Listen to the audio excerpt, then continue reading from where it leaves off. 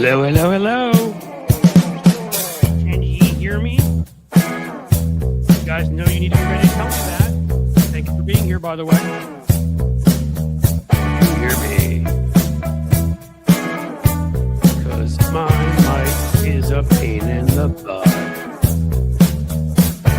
Oh, yeah. I do love this song. Go with another one some point. Man, this is some catchy stuff.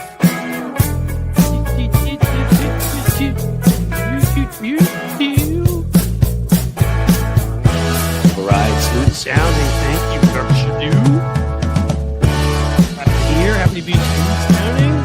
Happy to be coming to you from the Queen City and Radio City. So cold as F. Well, hey, you guys are here. How awesome. And I believe you're hearing me. Let's get into the comments and see. Good beat. Yeah, you dig this song. Hear me, see me. I'm not singing a Who song, even though it kind of sounds like that. See me, touch me. Okay, well, I think I just got demonetized. In any case, thanks for being here. I know that Tony's folks have come on over. I know other people who are kind enough to be here. Thank you to you too. And I believe Hal was sending some of his folks over here at some point. So we may have some multiple raids, which is, of course, what happened on January 6th, which we Republicans like to pretend didn't happen. Those are different kinds of raids. Those are the kind where you try to overthrow your government and you're filled with a violent mob of Nazis, and you make sure that it takes long enough to prosecute the guy who led it so that we get a report that says, yes, he was guilty, he's an insurrectionist, and he should be in prison, but of course we don't prosecute him. Is that about a good summary, you all think? Good afternoon, Ronald. I see you there. Good afternoon to all of you. We're going to try stuff a little different. I'm going to start doing a few more rants in these things because I used to do a lot of them, and there's a lot of bad Republicans out there. The hearings are starting again, and there are people that just need to get their arses torn out, if I'm allowed to say that, which we'll find out. So I'm going to do that. I don't know what you guys saw yesterday, but let me give you a little rundown of the show. We're going to talk first about what went on with Mr. Pete Hegseth, who puts Brett Kavanaugh and Tippy and Diamond and Jingo and all of Kavanaugh's other friends he had on his calendar, he used to weightlift with when he was getting blackout drunk and harassing every woman around him. Yeah, we're talking about Pete Hegseth, who's kind of like that. And what went on, because everybody kicked his butt. But man, the women did a great job yesterday. Tammy Duckworth was, we have y'all from Kentucky, Petrazi, good state. I've lived and worked there. Mitch McConnell's terrible though. So we're going to talk about that, and then a little bit later, I'm going to do a bit of a rant on what Jasmine Crockett taking it to Nancy Mace, who's deserved to get it taken to her. We're talking verbally, of course, for the longest of times. So it was a wonderful thing to see. Let's start first with what went on with Pete Hegseth. The guy sat there and in front of numerous senators, Jack Reed, I should probably say. Let's start with Cliff's Note. As part of Cliff's Note, we're going to call these little rants here the Takedown, because that's what I used to call it. Let's take someone down. So, Pete Hegseth.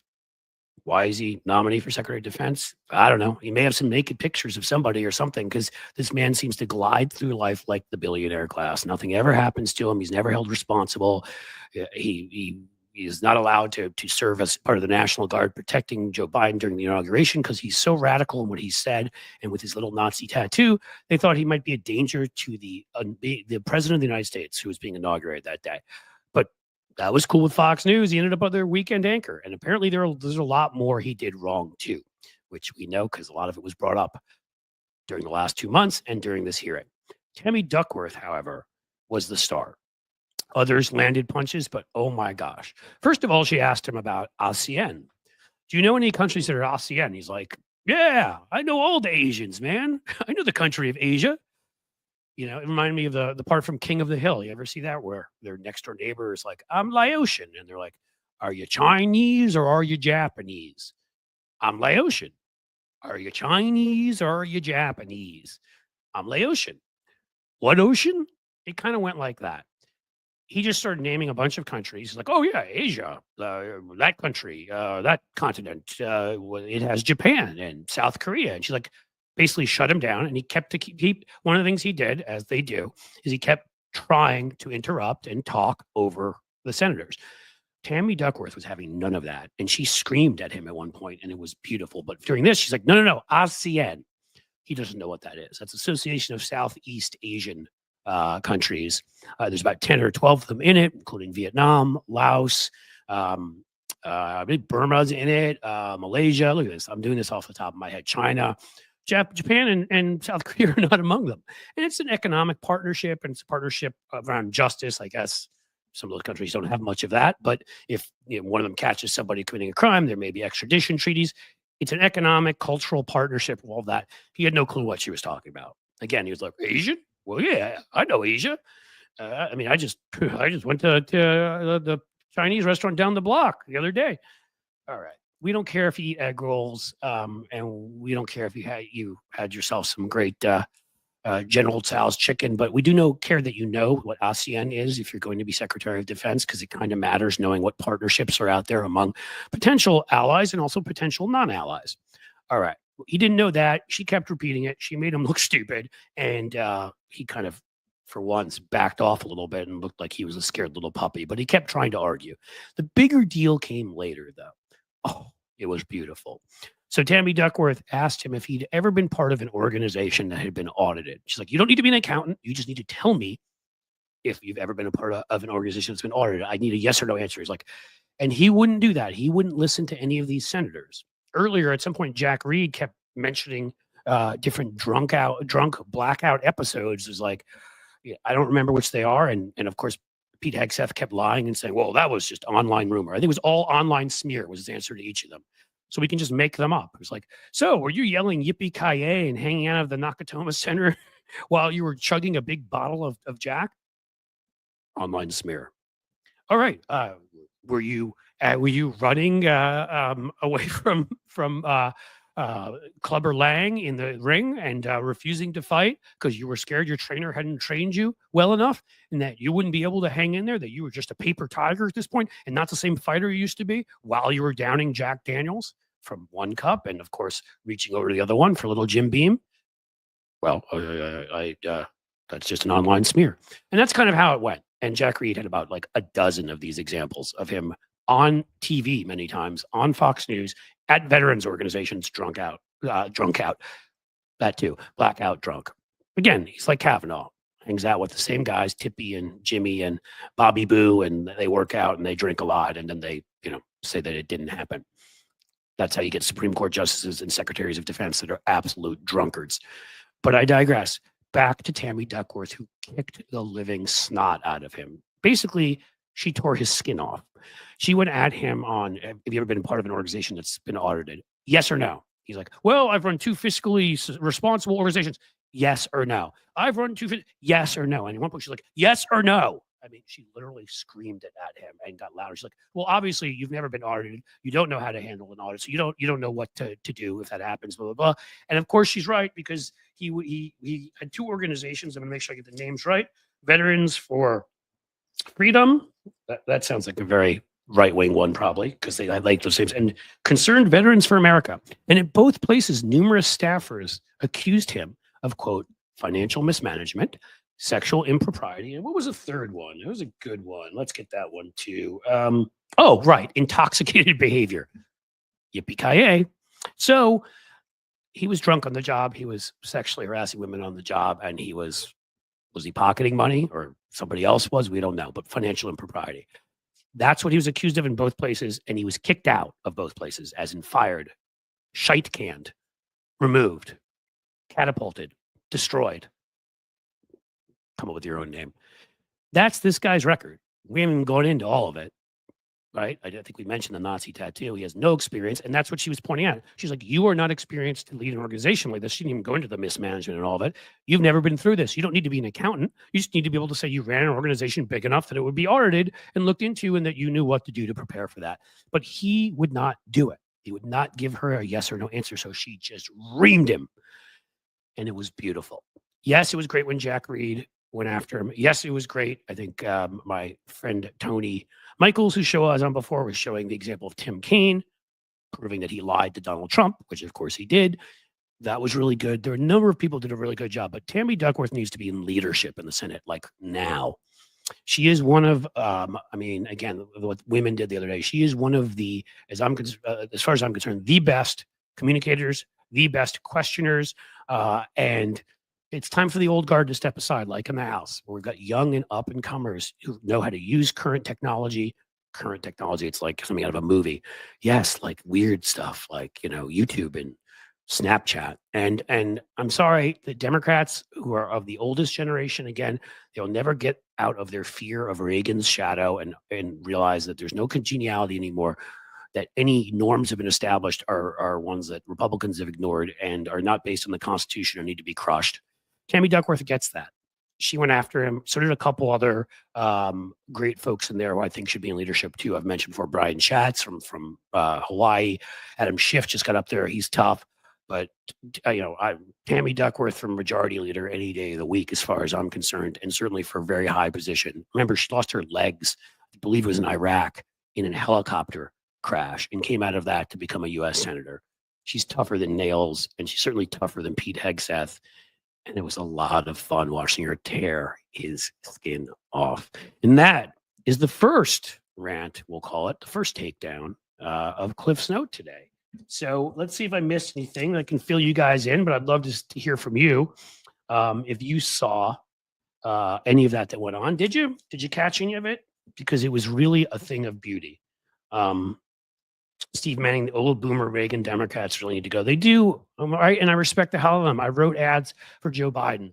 I think he had a time and a place, and he was fantastic. Okay, but Nancy Pelosi and him, they just don't get it. They don't get where the energy is of the activism.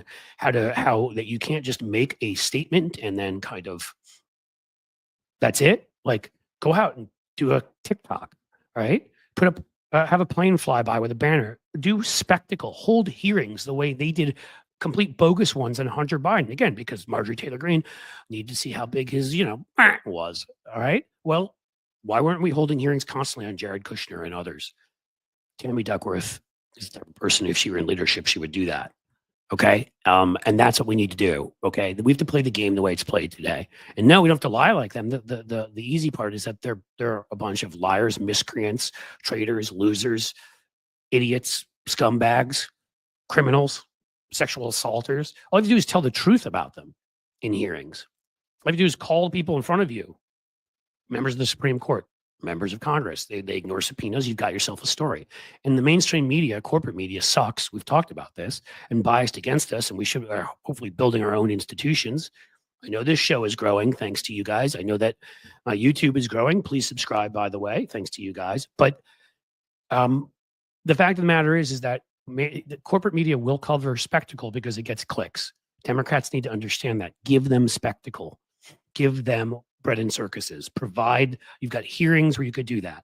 You've got state legislatures we control that can do that right now, right? We've lost control of both houses of Congress, but we've got many other places where we can. And even people can talk during hearings and have viral moments. Eric Swalwell's shown that. Dan Goldman's shown that. Jasmine Crockett, Stacey Plaskett, she was amazing when they had the vote for speaker and pointed out that 4 million Americans had no vote there because she represented the U.S. Virgin Islands, which of course gets no vote. Neither does Guam, neither does Puerto Rico, D.C. So that's what Tammy Duckworth did. And I mean, honestly, Pete Hegseth looked like just sort of a sort of lick spittle pile of puke when she was done with him. Like he was sort of flattened out and dripping off of the desk. She owned him. It was gorgeous. Gorgeous. Jim Williams here says Nancy Pelosi should just ride off into the sunset and retire. I fully agree. Somebody else cannot take over as leader in Hakeem Jeffries while you're sitting there casting your shadow. Okay. And also while you're getting involved in races for leadership. She stepped aside as leader. In the past, when people did that, they generally left. They might stay one term to mentor who's coming next. But I mean, look, I would put Nancy Pelosi on the Mount Rushmore of legislators. She's one of the best legislators of all time. She could count the numbers. When we only had a 1 vote margin, she got stuff passed. Amazing. Like when you watch people like Kevin McCarthy and Mike Johnson, the idiots that they've had on the other side. But again, she never should have been a spokesperson. And she's now in her 80s and Joe Biden's in his 80s. And this is not ageism. Okay. I'm in my 50s. I don't have the stamina I had when I was in my 30s. The strength, I just don't. And this is a fact of life. And I'm sorry, we're the Democratic Party. Democratic Party and liberals are not supposed to deny science. We're supposed to admit it. It's not being bigoted. It's being bigoted to say there's something wrong with people who are older for X, Y, and Z. I'm not saying there's anything wrong with them. And I will happily bow and say that a lot of these older folks did a great job. It's time to move on and let the folks who are younger, who have more energy, who have more aggression, who know what we're up against, fascism, who know that there is no congeniality left. There are no norms the other side will respect, and they know how to speak, and they need to take over. And one of those younger folks is right here, right now, and his name is Tony Michaels. Hey, what's happening? I'm trying to figure out how to stream to Tom Hartman is streaming to Substack right now, his show. And I was like, you know what I need? I need to figure this out. So I'm well, they just announced it, and that, you know, yeah, it was yesterday. Yesterday they opened up to everyone that has you got to meet certain things. So I'm trying to figure this out. I want that more. You know, I will say, you know, for my good friend Jim, who helps put these things up, you know, it's Substack and Patreon are the places for people to go and get the extra stuff they can't get here. And yes, keep sharing the YouTube as a place for people to subscribe, not become members, subscribe. Membership should be at Patreon and should be at Substack. And right now I've got the folks at Patreon right now and mine are getting, everybody's seeing the same stuff for the first week. I've really pushed it because I want folks to get an idea of what you get at different levels. And then, you know, I will deal with trying to get folks as much stuff as I can get, helping out those who have financial challenges, but then it's going to differentiate. And then at Substack for a little while, I'm going to keep doing everybody's going to get it for free. And I put you guys all in there automatically, as I sent you a note about, who are on Patreon, just so you'd be in there and you'd get something extra for free. So today when I post, as I said I would, even if, you know, I get struck by lightning, I will get home. I'll twist somehow. His arm, everybody. I'll twist his arm. I'll beat him over the head with a hammer. I'll go to Cincinnati if I have to. So he will. He's threatened me before. He's a very frightening guy. He's like Pete Hegseth on a bender. After, you know, Hegseth is, you know, after Hegseth is doing like you know, a vodka chaser to his rum and gin. You know, this is why I don't knock him on drinking alcohol so much, because I you know, Wednesday night is my karaoke night, so tonight is my night to go have a few drinks. So I don't disparage anyone who has a few drinks. Now, you know, if someone's running our national defense system, it's probably not a good idea for them to be loaded all the time. You know, every now and again, you know, I think it's all right, but if it controls your life and controls every aspect of your, you know, rather. You're having children with people that you're not married to while you're married to someone else. That probably, I don't know. That might, well, that the might kind be of thing effect. That if you were in the military, that you would get court-martialed for. You mean? Right. Exactly. That might be. I mean, right. That's what would happen. So we would have a commander-in-chief and a secretary of defense who both are actively have engaged in behaviors that would have any other member of the military court-martialed, and we're going to sit there and say that those are the types of people the military is going to want to listen to. You know, I mean, they're going to, that's their role models. Their role models are do it if you can get away with it. And the thing about Hegseth, I want to be very clear. I'm not judging his drinking at all, unless it's stuff that gets so dangerous that he's driving drunk or he's, you know, wandering out in the street, like, you know, like Brett Kavanaugh drunk. Here's what I am talking about though. He got drunk on the job, and I talked during my rant before he got here about Jack Reed named about 8 different incidents where he had to be carried out of public places, either Fox News while he was on air, or these 2 veterans nonprofits he worked at, where he also was accused of sexual harassment, accused of financial mismanagement, and, you know, and accused of being intoxicated publicly. He had to be carried out a number of times from places where he was either on TV or in front of those who worked under him, his employees. No, that's not okay. That's different than your karaoke night. I can go to my karaoke night if I had one, which I don't. But if I did, you know, I mean, I once went when I first met my wife. We were in Kentucky, actually, working against Mitch McConnell, and we went to a karaoke night, you know, and I sang The Gambler, and I probably almost lost her forever when she heard my voice. But I was hammered, and there was no problem with that because it was karaoke night. This is very different, you see, Tony, than being hammered while you're on TV. Right. Never did that. You got to know when to hold them. Know when to fold them, know when to walk away, know when to run. That's you know, that's actually one of the songs that sometimes I sing is Kenny Rogers, The Gambler. I do too. It was funny. I messed it up back then. I didn't know it as well. So I think when the change happened, you know, like for the chorus or whatever, my timing was all off. But it happens. Point being, It should happen if you're karaokeing. My point is simply, I am absolutely, as I've joked about the bottle of rum up there, which somebody gave me, and I don't even really like rum, but I love tequila, I like bourbon, and I love beer, and I like wine. Those are probably the four. And I don't drink like constantly. I don't drink at home. I don't judge anybody that does. Alone is not my thing. Once in a while it can be, but not usually. But when we go out as a family or I go out with friends, yeah, I have a couple drinks. And okay, maybe I tie on a buzz. There's nothing wrong with that. I'm not breaking any laws. I'm not causing any trouble. I'm not doing anything. That's very different than Pete Hegseth. It's very different if I was like, I have a job at Fox News. I'm like, hey, everybody, I hope you had a good summer, man. I love you. I love you, man. I love you. If I did that, then rightfully people be like, maybe that's not the guy that should be leading the Department of Defense. Or if I showed up to my veterans nonprofit, like, hey, I've been looking at you, honey. You're looking kind of hot. How about you and I go, and I know the passwords. We go in there and maybe steal about $20,000. Go to Boca for the weekend. You know what I'm saying? Yeah. If I'm doing that too, also a problem. And that's what we're talking about here. We're not talking about whatever the hell he was doing in his private life. Again, I don't care about that unless that spills into your public life and that if you're driving and jumping in a car and crashing into people, yeah, that's a problem. And if you're so drunk that honestly you're causing public mayhem, that's kind of a problem too. Again, you're held to a higher standard when you're going to be the Secretary of Defense. Kind of like when you're going to be on the Supreme Court. It is different. You know, you can get away with even more of that behavior. I mean, people forget that a Secretary of Defense, a potential Secretary of Defense, was blocked. John Tower, Republican, was under Reagan, or I think it was under H.W. Bush. They would not let him be because he had a history of being drunk in all the wrong places at all the wrong times. But again, that's how the sort of metaphor of the boiling frog gets us to where we are as culture changes slowly. And then Donald Trump gave it a big kick in the arse, to move it to a point where the most gauche, gross, criminal, sexually harassing. I mean, there's nothing that treasonous. There's nothing he hasn't done, and that changes the society. We had certain standards, certain actual norms that were good. Like we won't elect a guy that's a convict. I thought that was a pretty good one. Not electing a felon.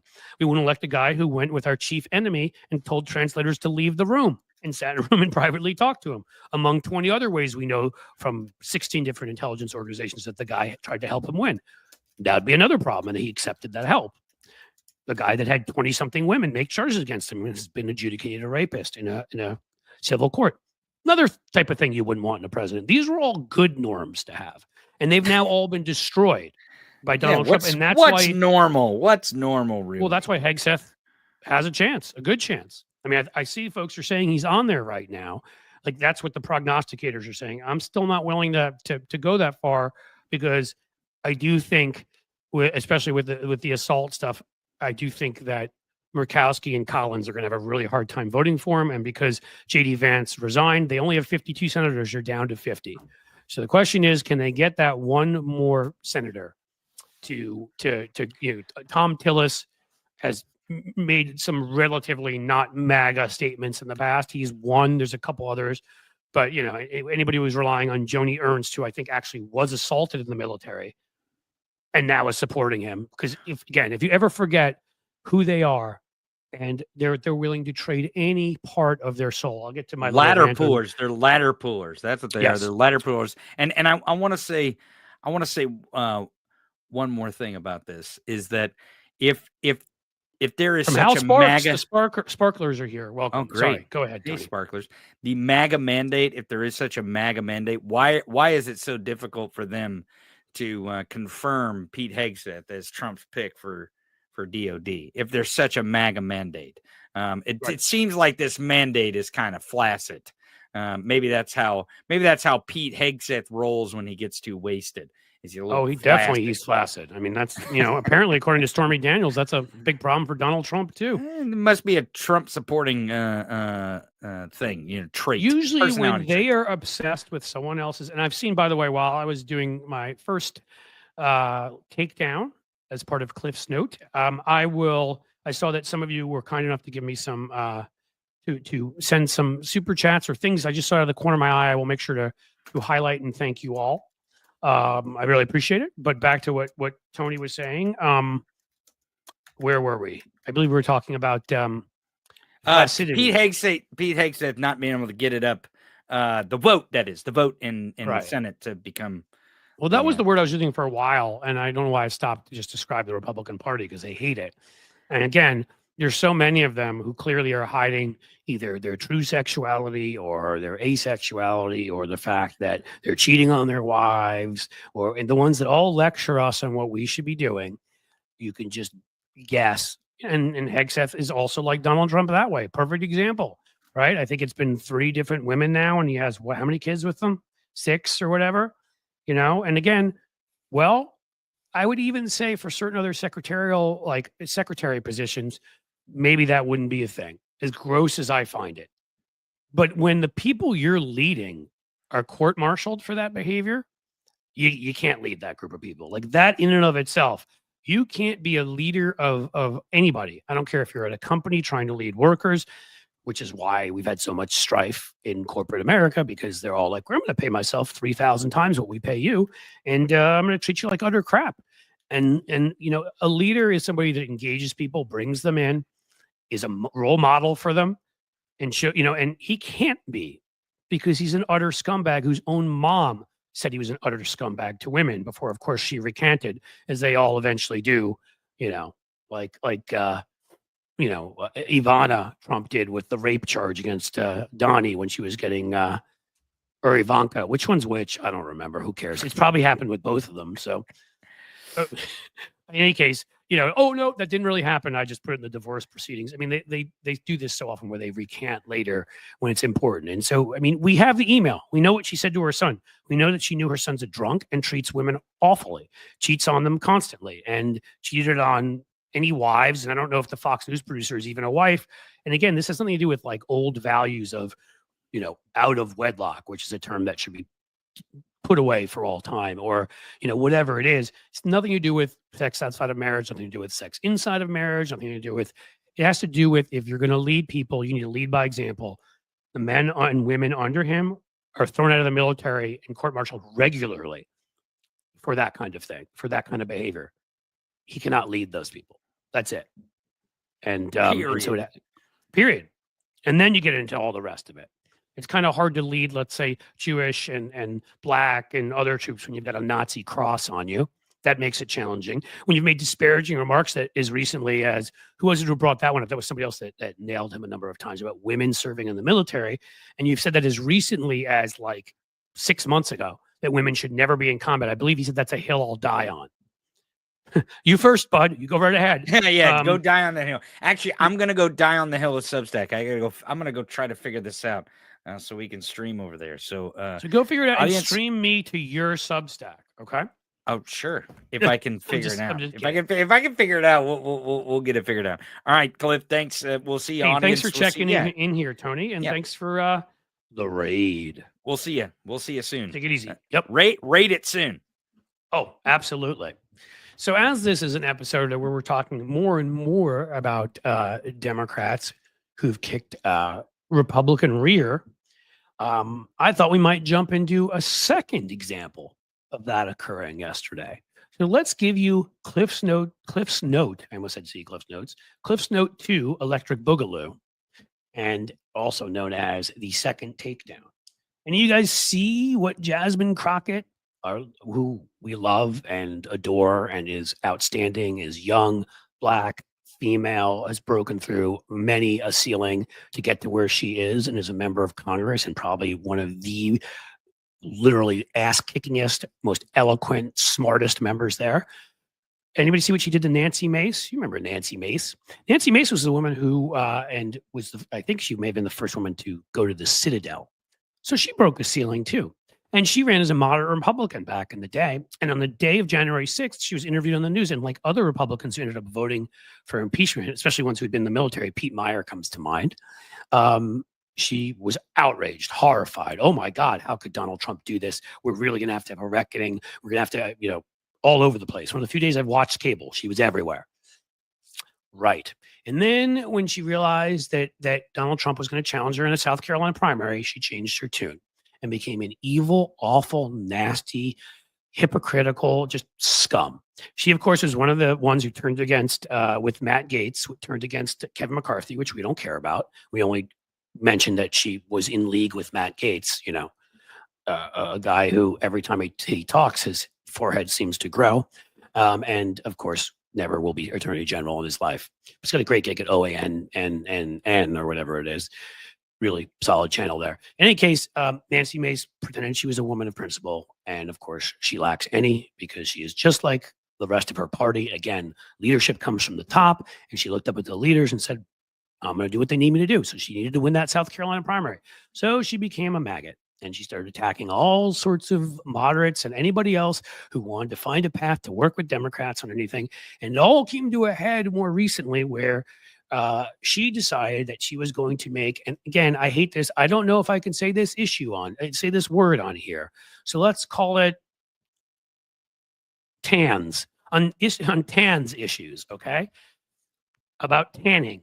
She didn't want she purposely, so she could stick out and she could get support from the worst reaches of her party, the most bigoted, just disgusting, one brain cell, like needing a sponge bath very badly, kinds of members of her party. She wanted their support. So, we got to make sure that there's a bathroom for men and a bathroom for women. Like, she made this a deal with everything else going on out in the world with climate disaster and things going on in California that started before California, but still with, issues of kids being shot in schools, with all sorts of the terrorist attack by ISIS in North New Orleans. Now she's worried about bathrooms, and it's about one member who's elected who she does not want to allow in the women's bathroom.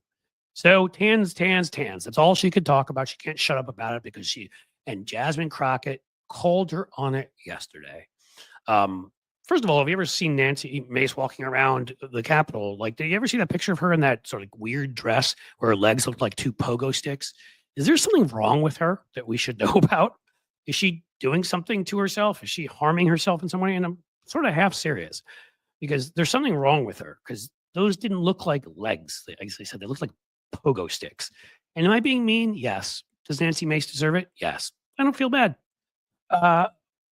But I digress just a bit. So Nancy Mace was in committee, and they're having a hearing, and Jasmine Crockett is there.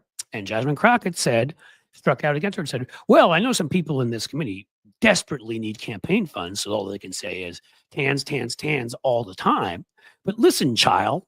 And she called her child, as in child. And that's just an expression, as we all know.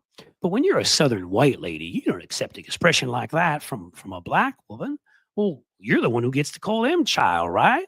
I mean, God forbid she call you that. So Nancy Mace blew her spadoinkle all over the place and started screaming out, don't you call me child? How dare you call me child? I've broken more glass ceilings than you have. No, you haven't. You broke that one at the military. Think about everything that Jasmine Crockett, as a young black female lawyer, had to accomplish. And if you acknowledge anything of your South Carolinian roots, there's probably a 50-50 chance that your family going back long enough may have owned people like Jasmine Crockett.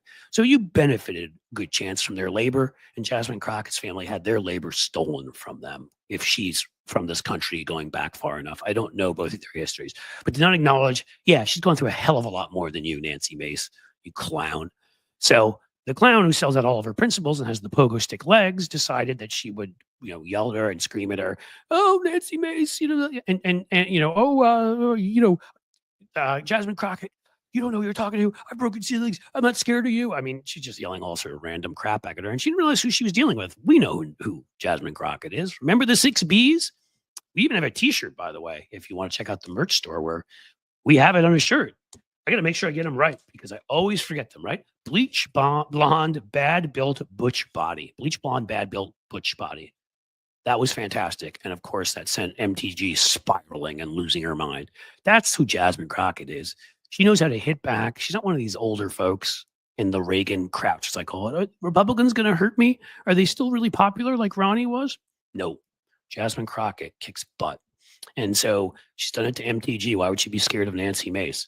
So she basically sat there as Nancy Mace tried to say to her, and again, this is who the Republican Party is.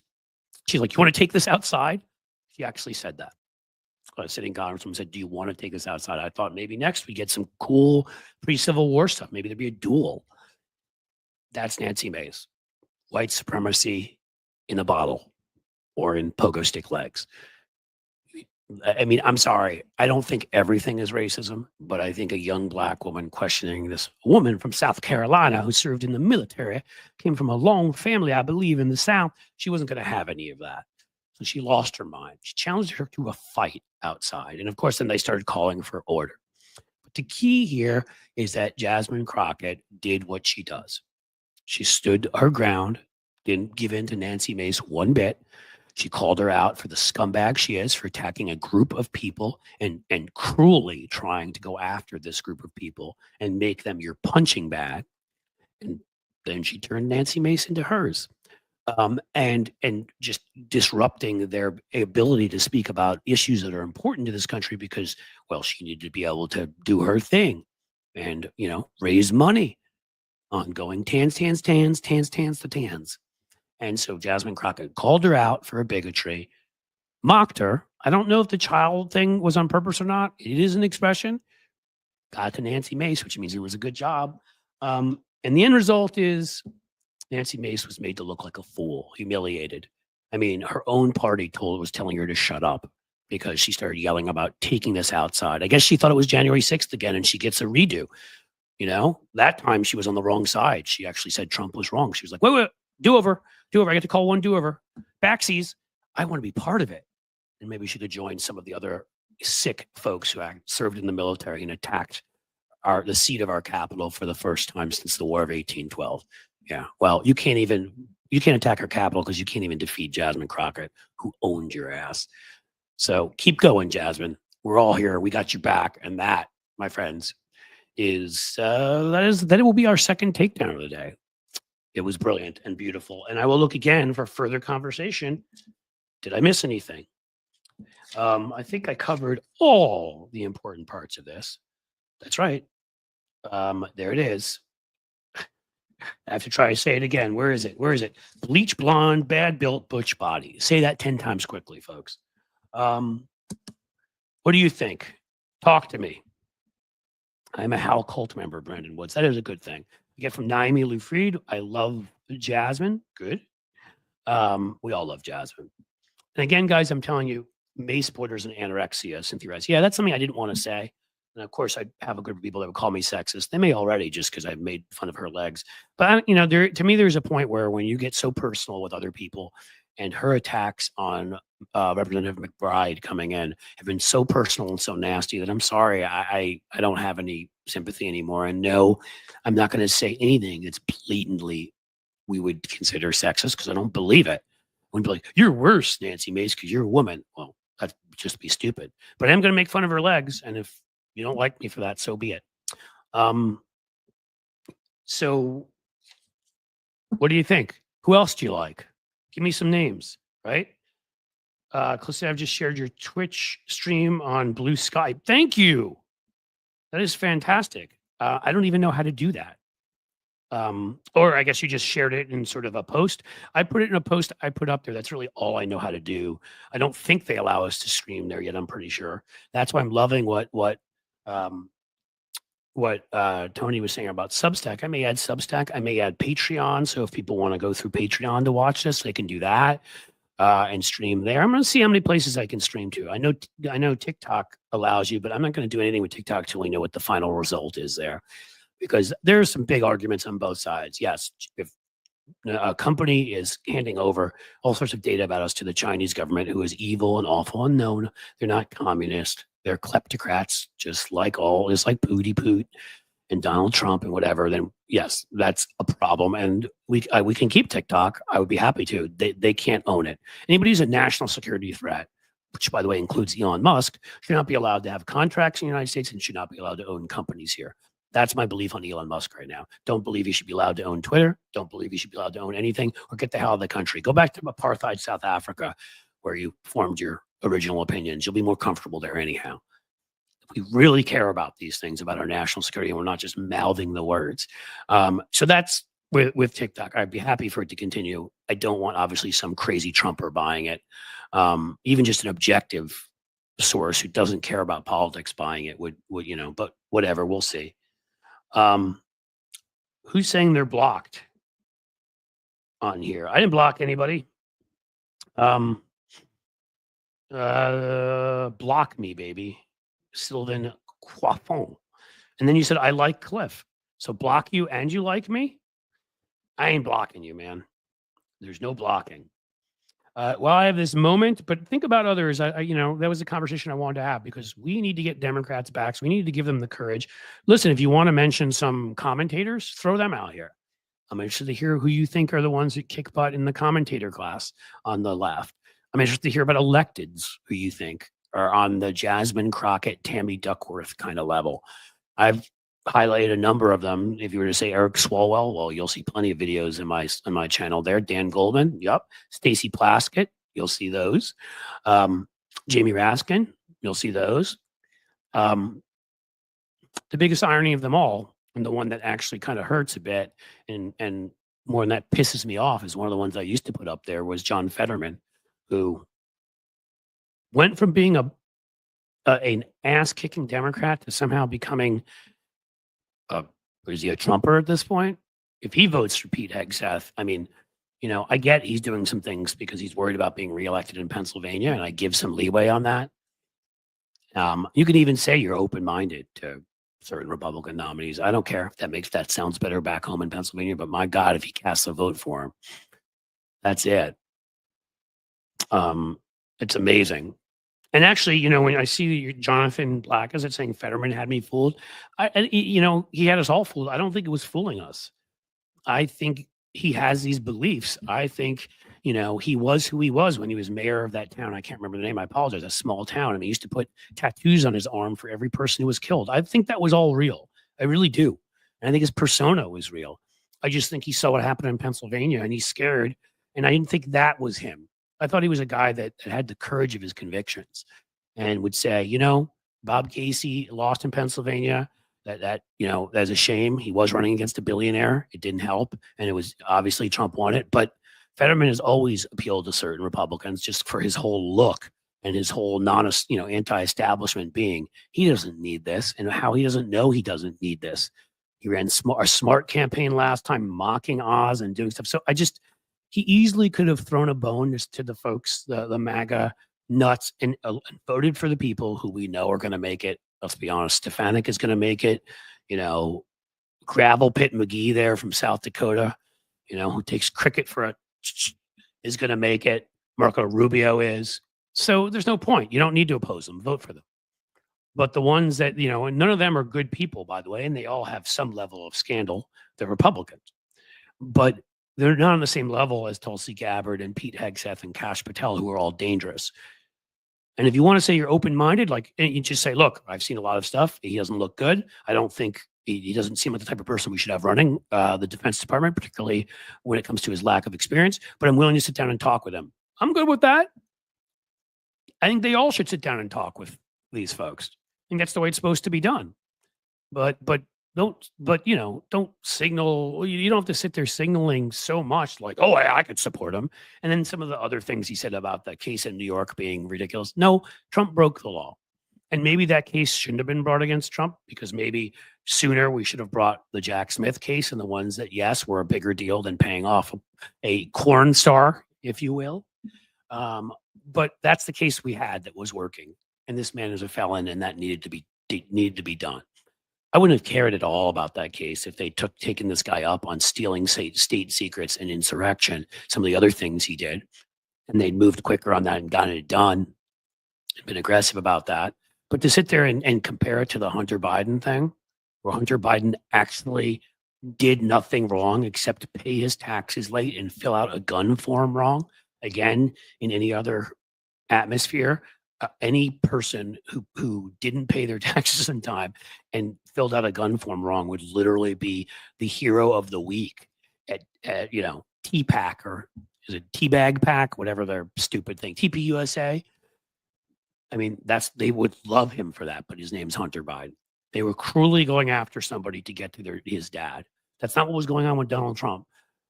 All right. He did break the law. So And look what happened in the end. He got no penalty for it. No time in prison, nothing, just he's a felon. That's the only penalty he got for it. So, for Fetterman to come out on that, I don't know, again, it seems that sometimes it's Occam's razor with these things. He's trying to get reelected in Pennsylvania, but who's advising him now that he thinks he has to do crap like that? He could even work with Trump on a couple of things when Trump's president that are beneficial to Pennsylvania, okay? And not sit there and say, Trump's a great guy and blah, blah, blah, work with him on things. And now, that and some other things would be enough to get him reelected. He doesn't need to do this other crap. And frankly, it's pissing me off. I was happy to get rid of Joe Manchin and Kirsten Sinema. We don't need a new one. And frankly, he's going to lose in a primary if he keeps doing it. I mean, that's what's going to happen. Because there's a lot of political talent in Pennsylvania. So, via con Dios, my friend. But I didn't mean to go off on all of that. Yeah, I've gone off on Merrick Garland before Dawn Quinones, if I'm pronouncing it right, plenty of times. And yes, I blame Merrick Garland at the very least for the lack of public relations savvy and willingness to do anything. I mean, right up to releasing the Jack Smith report at 1 a.m. the other night. I mean, it's like he's gone out of his way to not win the battle of minds, hearts and minds. And that's part of the reason Trump won, because he was able to rewrite the history of January 6th because nobody else was doing the talking. Whereas the Attorney General could have had a weekly report to update Americans on what was going on and made sure people knew that every week repeated this was a domestic terrorist attack. It came from the highest reaches of government. Donald Trump was president. We can't talk about specifics right now, but MAGA, Proud Boys, whoever were involved definitively, blah, blah, blah. Okay.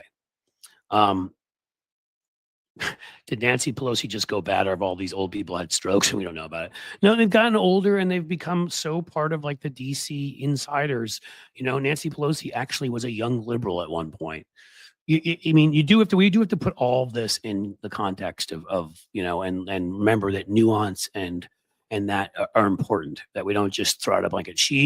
There are plenty of laws, including Obamacare, laws that didn't get into enacted immigration reform, climate legislation, because the Republicans were able to block them in the Senate, that she got through the House when Obama was president. She was amazing at the legislating, and often on very progressive things. She just now protects, she's older, she's got friends who are there who are older like her, she's protecting them against the young upstarts, and that's not what we need right now. We need just the opposite. And she shouldn't be out there speaking at all. Again, have Jasmine Crockett out there speaking. Have Tammy Duckworth out there speaking. Have other folks we've talked about.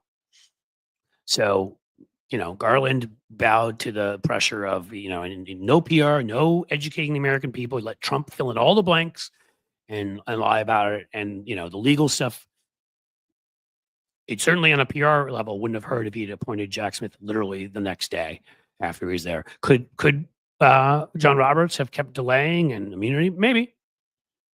Public relations to make it clear that this is a priority, to on the first day of the administration announce that we're going after the former president for insurrection would have been a hell of a message, and it would have kept this stuff out there, and it would have allowed them to move quicker, and it would have made it harder for the Supreme Court to stop the legal case. So I don't want to even talk about Garland anymore. The sooner I don't have to say his name and he is gone, the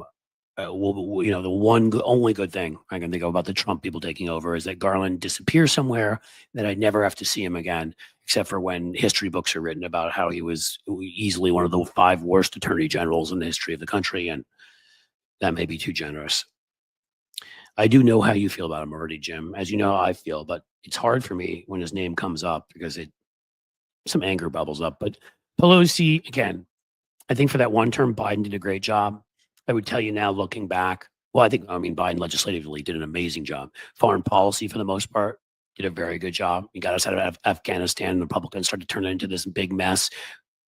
Trump had set the date for leaving. I think when you looked in hindsight, he did an amazing job getting people out of there.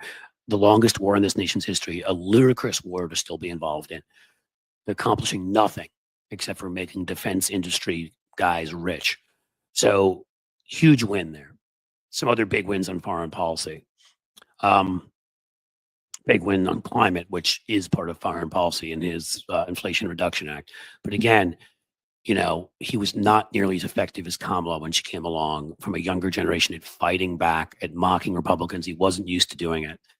My opinion now in hindsight, I mean, well, it wasn't hindsight, I said it back then, is that he should have never run for a second term. And then, because that is what he said when he ran the first one, is that he'd be a bridge to the next generation. I think he should have done that. Would we have won? Not necessarily. Incumbents lost around the world, and we were the incumbent party. I'm not, there are certain racists and sexists if Kamala had been the nominee, and there's certain people that would hate other people for other reasons. I'm not going to retcon any of that stuff. I don't know what would have happened, but I do think this is just part of a broader sort of, it's time for the 80 and 70 somethings to go. When Gen X, and I'm Gen X, but I'm the middle part, when the leading edge of Gen X has hit 60, which is where we are about now, Gen X is ready to take over, okay? And not just Gen X, don't get me wrong, all right? Gen X, millennials, Gen Z. But they should all, every single, as far as I'm concerned, committee, important communications hub, everything should be run by people from Gen X on down at this point. Everything. And we would be better off. You say Stargal 46, Joe Biden should have stayed in the race. I truly believe Joe would have won. He might have. I don't know. I will say I don't know either way at that point. I don't think it ever should have gotten to that point, is what I'm saying. At that point, there weren't a lot of great options. And, I saw the numbers that had him buried in the dirt. Now, granted, maybe the racists and the misogynists would have stuck with Biden, but then maybe the ageist don't vote for him because the media kept harping on his age. I just don't think we can know. So I think it is what it is. See, someone saying Pam Biondi, of course, said that he would answer the 2020 election. Get used to it. I think any of these folks who come in are going to avoid that question if they're asked, because of course they know if they go against Trump that they'll get dumped. This is what he did for his own pathetic ego, his own flaccidity, as we talked about earlier. Flaccid. It's a good word. And overall, as Nikki Oliver said here, President Biden was a good president. The only area he failed is in understanding that right away that key norms and developed norms over years that were not constitutional needed to be dropped. I believe that he had a historic presidency. His legislative record, I mean, I'm not sure it certainly matches LBJ's or FDR's. I mean, and he didn't have the majorities. The Inflation Reduction Act, the stimulus bill to get shots in arms, the infrastructure bill where he got Republicans to come over in their own self-interest and pass this huge, which we needed, our infrastructure being upgraded. The first gun safety bill in 30 years. And yes, it wasn't nearly enough, but it closed two very bad loopholes that save lives. And that's what that's about. Did I say the Inflation Reduction Act? I said it earlier. I may have said it again now, that had so much great stuff in there, like the climate stuff. It also had, that bill also had the one of the most important things we've been fighting for 30 years in DC and stopped by mostly Republicans, but also some Democrats from pharmaceutical states, being able to give Medicare the right to bulk negotiate like every other country has for prescription drugs, and like the Veterans Administration has. And that's cut the price for seniors by 40%, 50%. That was huge. I mean, legislatively, there's no question. I mean, I think you'd look at him legislatively and you give him an A+. I think you'd look at him foreign policy wise, you give him a B+ or an A-. In democracy and protecting democracy is where the only place where he failed, where he wasn't up to the job of, because again, that list of things I always give here, from the debt ceiling to the filibuster to the number of Supreme Court justices that aren't in the Constitution, after an attack on our Capitol and an attempt to overthrow the government, it should have been, okay, all hands on deck. We're expanding the size of the Supreme Court, and we've got the majorities, and you know how we're going to do it? We're going to do it because the filibuster is not constitutional. And of course, Kamala Harris is going to, as the presiding officer in the Senate, because the majority leader position was created, it doesn't exist in the Constitution. We're going to have Kamala Harris stand up and say, call a point of order or whatever it's called, and say that it is unconstitutional. The Senate was written as a majority chamber, kill the filibuster, and then we could have passed all the legislation we wanted. We could have added states like DC and Puerto Rico if they wanted, Guam, whatever. We could have stepped forward on choice and guns and all these kinds of things. And then we also could have passed a bill saying that, due to the fact, quite frankly, this is true, okay, this isn't me just hiding from politics, that the United States has grown 11 times since the end of the Civil War. And the end of the Civil War was the last time we added a justice to the court. Well, you know what? They reject 99 point something percent of cases. They can't even do their jobs. The Supreme Court shouldn't be 9 justices beyond the politics of it because they don't have enough people there. And if you want to depoliticize it, you add more members and you have a rotating cast to look at different cases. So the right couldn't game it out and try to send like an abortion rights case there because they wouldn't know which justices they're going to get. Expand it. People said 13. I wouldn't do that. I'd expand it to 17. I mean, a country got 11 times bigger. The least we could do is make the court maybe 2 times bigger.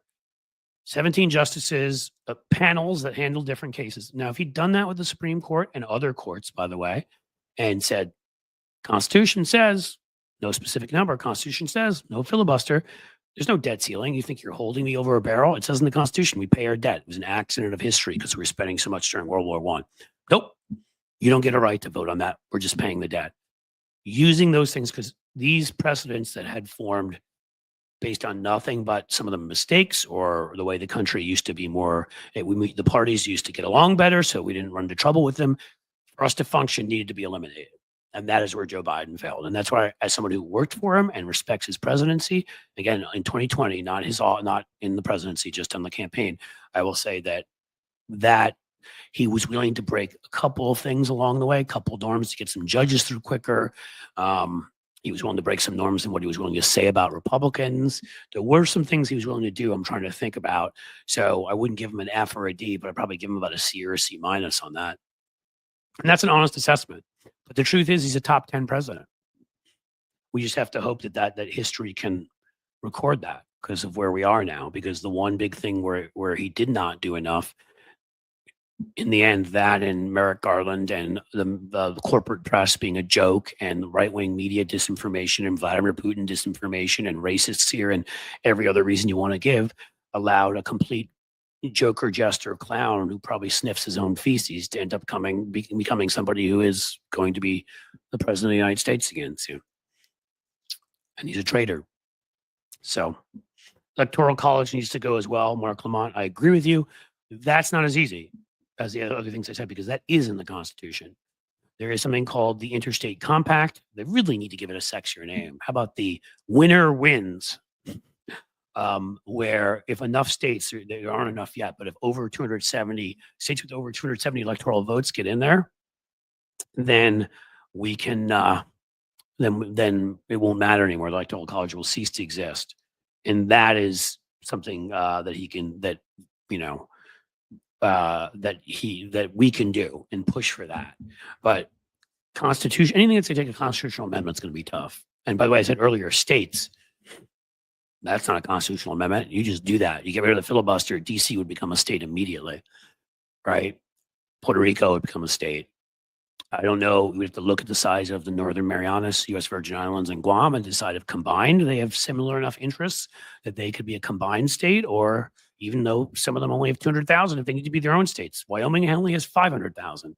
So I don't know, but we could have, put it this way, there's no way we should have added fewer than 6 senators. That would have mitigated some of the problem we're dealing with.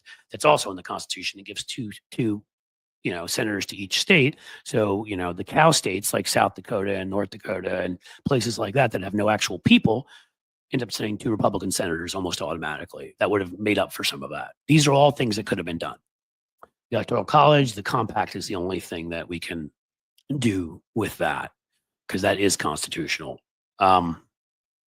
Get a job, you eunuch. Father, son. I don't know who you're talking to, but if you are somebody, let me know if that father, son person there is a troll. Because if they are, then I'll have mean things to say. But I've jumped the gun on this before. If that is somebody responding to a troll, I will wait and see.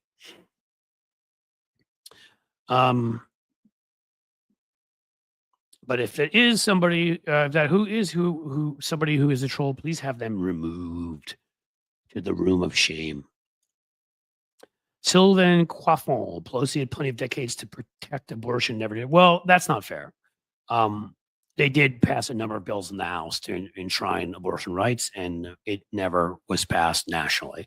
You can go after Nancy Pelosi on some things, but always was very pro-choice and always supported pro-choice bills and tried to push them. She wasn't in the Senate, so it wasn't like she had a right to vote on Supreme Court justices, but influential and who ended up in Health and Human Services, that they were pro-choice, and that we fought on that issue in 2018. I was part of a group that ran these nationwide campaigns, and that was one of the issues. No, I don't think that's her. With respect, Sylvan, because I agree with a lot of your points. I don't think that's her. I think it was an arrogance in thinking they would never actually overturn it. I mean, they were like, kept stepping on their own wanks, if you will. Like they're like, all right, we got Souter on the court, we're going to overturn it, and then Souter wouldn't do it, right? They kept getting people on the court that may have been right wingers, but were sane enough to be like, we're not overturning abortion. Even Kennedy, right? And what's her face, Sandra Day O'Connor. But they finally got their people, and that's why once it became clear they had their people, they were going to get their people. The minute that Biden was in office, again, you get rid of the filibuster and say it's unconstitutional, which it is. You're able to enshrine abortion rights in the Constitution. And the last one is right now that frustrates me is the ERA. Think about the energy we'd be given with the Equal Rights Amendment. It's funny, I just clicked on this 250 comb. ERA was never ratified. If it had been, do you think we'd have abortion rights issues? Probably not. I haven't read every bit of it, but it could be ratified. It literally could be in office right now. It could be enacted right now. What Joe Biden would need to do is stand up again and say, screw this, whatever precedent's been created or whatever. Congress passed some lame ass thing where they tried to say, well, it has to be for an amendment to be passed, it has to have a time limit. Constitution provides no time limit. It's pretty clear about that. So whatever dumbass thing they passed doesn't matter. So the fact that we've gotten the last couple states 30, 40 years later recently means the ERA is just sitting there. And my God, like the goodwill and firing people up if Joe Biden would go and demand that the parliamentarian, who I don't think would give him a fight on it, I could be wrong, would publish the ERA and we get an Equal Rights Amendment in there. What a great way to go out that would be. I don't see how they don't see it, and I don't see how they don't do it. Again, stop being scared of what Republicans are going to do. They're always going to do the worst thing. They've proven it. You can be nice to them and they'll do the worst thing. But come on, guys. I don't think anybody here gave me examples when we're talking about, oh, Jim, I see you're telling me that person was a troll. Well, I'm sure they're gone to their nice little hub in their basement in their PJs with their lube and whatever else they need. Good luck, my friend. Did anybody actually sort of give me some ideas of ads? You can appoint mods in Twitch to ban trolls if you wish, from Cosmic Rose. I'd like to.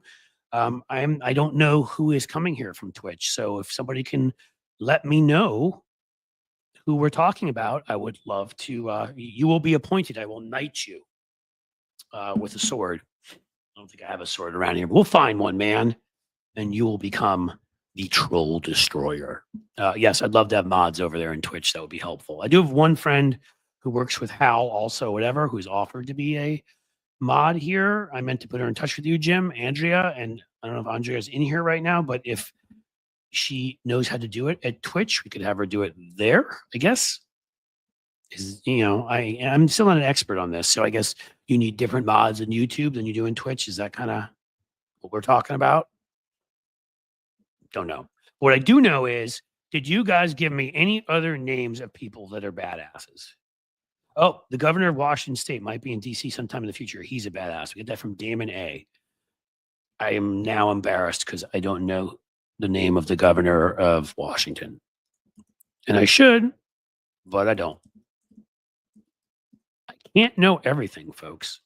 And by that, I mean most things. Is Jay Inslee still there? No, this is final address, I guess. Governor McGee said to deliver his. So is that the new governor, Governor McGee? I assume McGee is a good one, good guy. No, that's Rhode Island Governor Dan McGee. Why did that show up in Washington? Hello. Why don't I just let you guys tell me whoever the governor of Washington is? J.B. Pritzker in Illinois, the Bob Ferguson. Okay, I'll be looking at Bob Ferguson. You guys can tell me who to look for. Mel Welker, were you ever go on the Vanguard? I assume you're asking me. I got to be honest. I've heard of it. I don't know exactly what it is. It sounds like a show that would be further to the left than me. And you know what? I go on it in a second. I've said before, I'll go on any of these shows further to the left. I mean, as long as people are debating in good faith, I'll debate them. And maybe I'll agree with them on some things because I consider myself to be pretty much a social democrat. Trazi asks a great question here. How's Aftab as mayor?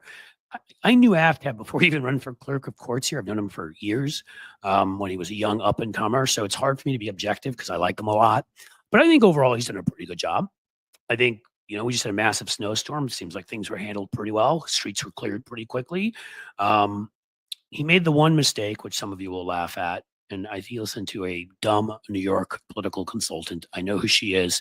She's been in tabloids. I'm not going to say her name, but I bet a lot of you will know who I'm talking about, who told him that he should talk trash about the Kansas City Chiefs because the Bengals had beaten them a couple of times in a row. And he referred to Arrowhead Stadium in, which by the way, shouldn't be the name of a stadium, but I digress, in Kansas City as Burrowhead Stadium, Joe Burrow, our awesome quarterback. And then we lost the game and that pissed a lot of people off. So, that was not necessarily the most politically savvy move, but he's made a bunch of others. He's a charismatic guy. He's pretty likable.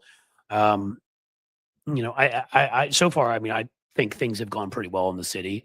We've had ongoing problems. We have a child poverty issue here. Crime, I believe, is not terrible. It's here more than the city's the right likes to talk about. We have some crime, but it's not, but I don't think it's gotten worse. But feeling overall is, I think he's a good guy, a charismatic figure. He gives people here a lot of kind of confidence. Maybe we'll have Aftab on. That would be fun to have a mayor of a city in the Midwest on. And why not have one from the city I'm from? Talk about stuff. Who else we got? Dusty Smith. Who's Dusty Smith? Jeez, guys, you're making me feel like I'm ill-informed at this point, which perhaps I am. We did have an election. Lots of stuff happened. Mark P. Somebody has here. I don't know if that is I'm looking for you. And I'm just so you guys know, I'm just looking through here. See if I missed anything. Okay, I went back all the way back up to the trolls argument and all of that. So I'm coming back down because I don't think I missed anything. What else you got for me? Yes, thank you for this. Cosmic Rose. I almost said rice. I like rice. It's very, just kidding. Yeah, again, still, I'm not asking for memberships there. That I want a Patreon, but I'm asking that you go. Our subscription numbers, I would say to anybody who's watching this right now, our subscription numbers have been stuck in mud. We got to 100,000 or so about a month and a half ago, maybe, and have gone up and down. They crushed some. Andrea is here. I see her. They crushed some of our. I guess they were bots, but YouTube doesn't tell you anything. And so, if you guys could all help jack up that algorithm again, like anybody here who is not subscribed, can you please go here and subscribe to my YouTube? If we got 50 new subscribers, let's just say right now, 100 new subscribers, 20 new subscribers. I'm going to ask you to do it right now if you can. If you're watching this, please go do it. And no plaque still, right, Jim? I think they're now I'm over 100,000 for the third time, so now they're going through everything again. And I'm not going to even ask for a plaque until I know I'm staying over 100,000. And if I'm being honest with you, I don't even care that much, right? That's a status thing, and I'm not that into that. It will be cool because I guess it'll feel cool for me as an accomplishment, but I don't want to go. I'm not big on showing it off. I care more about the fact that over 100,000, they give you the blue check so that you are you, and it is determined that I am a real human. I'm a real boy, a real boy. And I like that they let you sell your merch on YouTube. Makes it easier for me to share it with all of you. Though I've said if they by doing that they say that's the only place, I will not do it because again I want the stuff to be out there in various places. But I do want that blue check.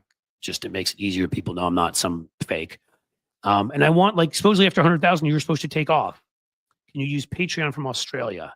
Mel Welker is asking. Of course you can. I don't think. Do not think, Jim, if you can share the Patreon again, Mel, if you jump in there, I would be so appreciative. On Patreon, I do not believe there is any Australian policy that says Patreon is dangerous to wombats. I think you're good. Hello from down under. I try to do my best down under, but you know, I used to be able to do it better when I did it more. What's his face does a great job of it. Ryan Reynolds, if you guys are Deadpool and Wolverine fans, oh my god, when he does Hugh Jackman's accent, it's hilarious. Got a couple of small boys down under. Okay, I'll stop. So yes, please, please, please, and I'm gonna say again, please, please, please.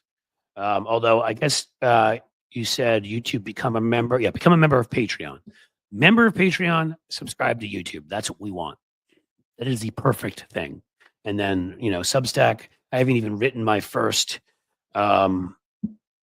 post yet. So I do want you guys to go there, but it will be today. I told you, rain or shine or a large asteroid heading towards just Cincinnati. I'll get the post up there. Sign up for all of those.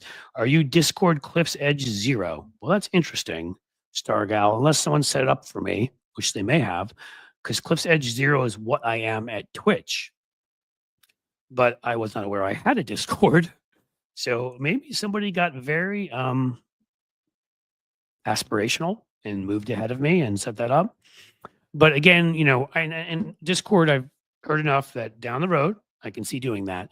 But like right now, it's tough enough managing. I mean, TikTok may be gone, right?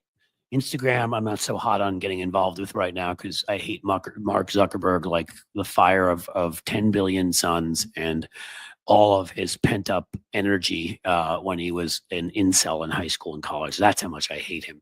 But I may do Instagram eventually, but I'm not running to do that. But the platforms I'm on, I've got to keep, you know, YouTube humming along smoothly. I'm not even still right now. I'm going to have somebody help me get enough stuff up on the community wall so you guys get good memes all day and other writings of mine. I've got to, for the existing YouTube members and people I'm sending over to Patreon, I've got to get constant stuff up there. And I feel like those are great places for community. And I feel like Substack, again, is going to be a great place for community. You're in direct contact with people. I'm on Blue Sky too. You know, I'm not running around Blue Sky. You know, again, I think at this point, I'm at a point where I built a big following on Twitter over 100,000. I put a lot of time into it and it made a lot of other people money, but not me. And it's not about like money, grubby, whatever. It's sort of, if I have thoughts, if I have ideas, I love to write, I love to create videos, but shouldn't I do that in the places where I have fans and people appreciate what I'm doing and there aren't Nazis and I can actually get paid for my work? We all should be paid for our work. So Blue Sky I will be on, but I'm not going to be promoting it here a ton. You know, it keeps growing, which is cool. I think about 42,000 or something, which is nice. But again, for the community aspect of this place, that is going to be the best places are going to be Patreon and Substack, and then to a lesser degree, YouTube, where again, you have to be a member because we've got if we break through with those numbers and I start doing more of these rants that used to do really well, like I did 2 of today, I'm gonna start doing 3 per show, I think. Takedowns, we can call them. And we start getting more views and you guys start subscribing in bigger numbers. And I think we can bust through whatever algorithmic quicksand we're stuck in. And I can get back to where I was before. Thank you for following me on Blue Sky. Again, I do appreciate that. I mean, I am there. I'm certainly there to promote videos. I'm certainly there to, I've got friends there. I'll pop in, especially when I check out my DMs and people say stuff I want to reply to everybody except for the corn bots, if you will. There are a few too many of those there. But also I'll share some stuff there. It's just, you know, you can join Patreon for free and get some of what I do. You can join Substack for free and get some of what I do. So, and then yes, there will be pay levels too. Patreon sooner, Substack eventually to get even more of what I do. And you'll always get this for free. I kind of feel like I'm in a lot of places. Don't know if I'm going to be in TikTok or not. Leaving that for now. Instagram, as I said, leaving that for now. Facebook's the whole mess where I initially let friends and business people on the same page and it needs to be decoupled because I don't need to send personal stuff to people who I don't know. And there's a lack of security there. I'm sorry. I'm pretty protective of my kids. And then I don't want to send political stuff on pages where I have certain relatives who I have to deal with, whether I like it or not. And I don't need to get into wars that upset my family. And let's leave it at that. So maybe eventually on there, but now, and again, it could be Discord, but Substack, Patreon, YouTube membership. No. Let me try that again. Substack membership, Patreon membership, YouTube subscribe. Subscribe. And as Chipmunk Milk says, corn is hot. By the way, have you noticed yet? Some of you guys are kind enough to give me some super chats and stickers. I have not asked for anything yet. I'll say now, if anybody is so inclined, we still have time. I'm not leaving and going anywhere, so I'm not doing my Jerry Maguire, but every little bit helps. Sheldon Hughes, who comes through every show, and I truly appreciate it. I hope, Sheldon, I'll check the names. I hope you're for what the money you're giving, you easily can be subscribed to one of the various very good levels of Patreon. So I hope you are. So you're getting the benefits of it. You deserve that. I love the Cliff's Note part of the show. Thank you. Well, we're going to soon have 3 of them. I love doing those commentaries, and when I separate them out as videos, and I'm trying to give you guys the most content possible while also managing a crazy schedule. So why should I sit down and separately do those when I can do them as part of this show, entertain you hopefully, and then separate them out as videos to send out to the world, and hope that they pick up a solid number of views. In fact, I'll share something with you in a second. We got Monica Meadows too. So thank you, Sheldon. Thank you, Monica. She showed how underqualified Pete was. I assume that you were talking about our good friend Tammy Duckworth, and she sure did. She showed what a joke he was, from not managing a large organization to his disrespect for women, to the fact that he didn't know what ASEAN was, which, again, do most people want to be defense secretary? They do not. And even if they did, they're not blackout drunks, and they haven't assaulted women. So maybe the bar's a little higher for you to know something. And then also from Nikki Oliver, President Biden just got a peace deal. He did. Nikki, that's important to mention for this too. But with Hamas, I think you're talking about in Israel. I won't believe anything fully until it goes through, because we've been down this road so many times before. But I'm hopeful, very hopeful on that. Diane Capobianco, always a great name. Mr. Stoner 2 Dude, go Buckeyes. We are Buckeyes fans. Nobody has gone to Ohio State in my family.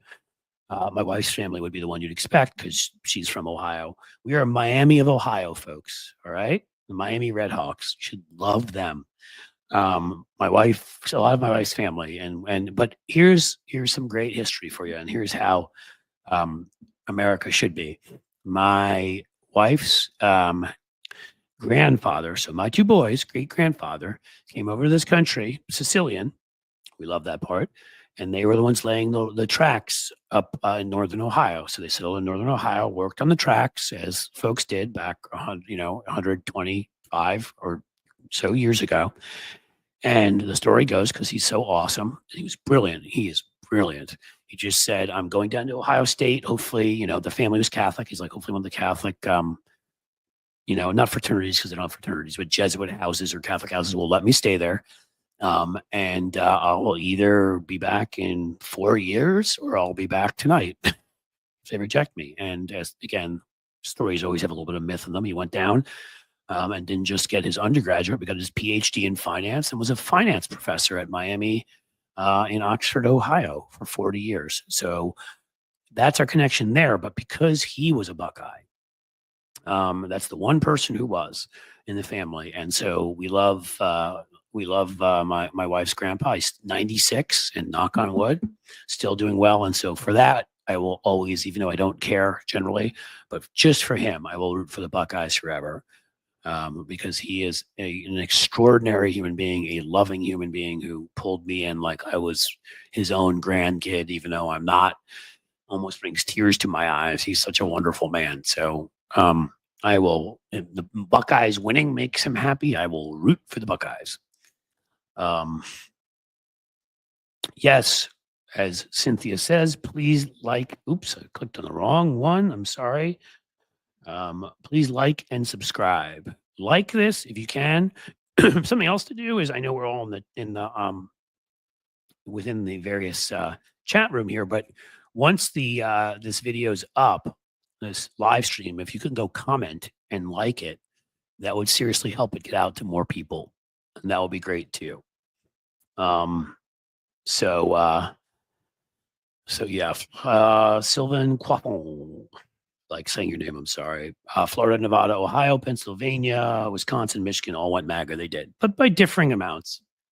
And there's lessons to be learned, and we'll go through that in other shows. Ohio and Florida, if we're just going to be, and I know you guys don't mind this, if we're going to be brutally honest, somebody did an analysis of that thing I can't say, that thing that rhymed, that people got that rhymes with rovid, where people didn't want to protect themselves from it. And they saw that at whenever they did that study, I don't remember what the number was in Florida, it was big, but a net 18,000 more Republicans had died due to their anti-vax behavior. Well, that number is going to grow. And then you're going to add in the fact that to own the libs, these folks especially up in the mountains in Appalachia, but in these rural areas, smoke, eat horribly, refuse to exercise, demand they still be able to be in their coal mines. I mean, it's one thing after another. Their lifespan is going down. Okay. I would rather they just acted like smart people, took care of themselves, and voted the right way, and voted for the future, and voted to take care of their fellow humans. But they're choosing to do this, and they're killing themselves, and I'm not doing it to them. People like J.D. Vance, who claimed he cared about opioids and then brought his sham foundation into Appalachia, who's on the board of that? Why, a member of Farmer. More customers. Opioid abuse too. Well, so in places like Ohio and Florida is a little tougher case because a lot of right-wing Northerners moved down there because of the lack of restrictions. So Florida may be in bigger trouble, but they didn't move here for that reason. And so the issue is always the cities and suburbs versus the rural areas. And Donald Trump has a hold on this population here because his trade and immigration crap plays particularly well, especially in the northern half of Ohio. It's been deindustrialized. Sherrod Brown, as I've said, should run for that open Senate seat. He can win without Trump there. So what I'm saying to you overall is 5 to 10 years from now, hopefully sooner, we've got people coming in from out of state because, Cleveland Clinic, Ohio has like the second best or best children's hospital in the country. We've got professional sports teams, even if they don't always play like it. We've got great top of the line arts and restaurants and all of that in cities that are really punching above their weight class and doing pretty well. And as people are chased off the coast because of price, they're moving further inland. They started with Pittsburgh and some places, and now there are people arriving in Cincinnati, Cleveland, and places because they can't afford to live on the coasts. I think when you combine all of that, and Procter & Gamble here recruits people from outside, this is still their hub, with folks, sadly, but they chose to do it, dying at a younger age in those Republican areas, I could actually see this place becoming a swing state again. It just may take a bunch of years. So there is hope here. I think there's a lot of hope in Nevada if we get back to talking to people the right way.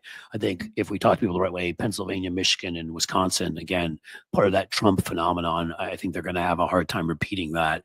And we need to talk more about economic issues to folks and respond harsher and get our own media information ecosystem out there to them, and a number of things we did wrong. The only one I'm not as sanguine about there is Florida, just because all of those Northerners who moved down there. But maybe once Florida becomes somewhat of a failed state, once insurers won't insure anybody on the coasts because of the hurricanes, and they're not allowed to say climate change and DeSantis and the mismanagement, maybe some of those folks will leave, and Florida will indeed become, because I've read stories about that, some of the right-wingers that moved down there, and then FAFO happened.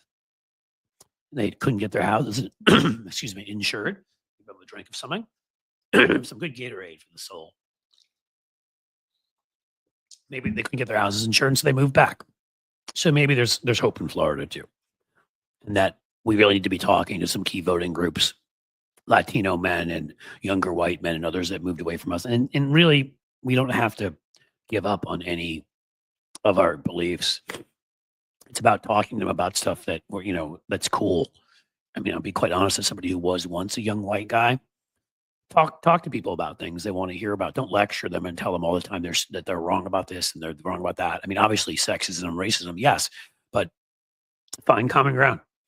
It's not that hard. Bring them in show them the things that right-wingers are doing to them.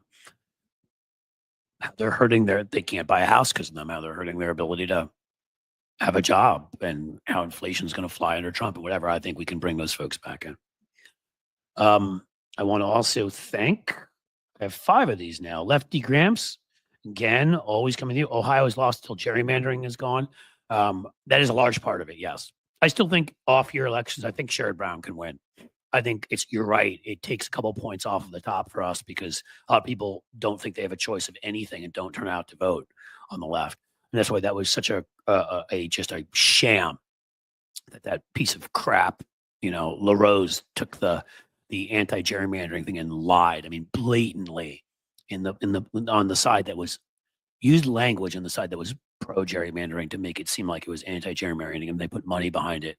I mean, a lot of us are furious about that, but we'll try again and we'll do a better job of stopping this schmuck, this jack-in-the-box loser from pulling that crap again.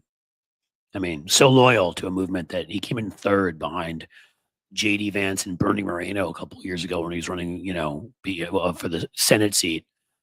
Came in 3rd behind the guy that had gone to the dating site for young men you want to have fun with, Bernie Moreno, now our senator. In any case, LaRose sucks. I think that we can make some improvements while the gerrymandering is in place. But yes, we absolutely have to get rid of it. And that means we have to prioritize and have our people step up with real money and real grassroots efforts to win those Supreme Court seats back and declare them this unconstitutional as they did before, but enforce it. When it wasn't done, there was one other state, I don't remember, when they wouldn't rewrite the lines. I think it was Wisconsin. They said, fine, you guys won't do it. We're going to do it. Why? Our Supreme Court said, you need to rewrite the lines, but then kept giving them stays as they kept finding them in contempt of court. So they would change it a little bit in our favor and then walk away. Change it a little. They ran out the clock, and then they won the Supreme Court seats back.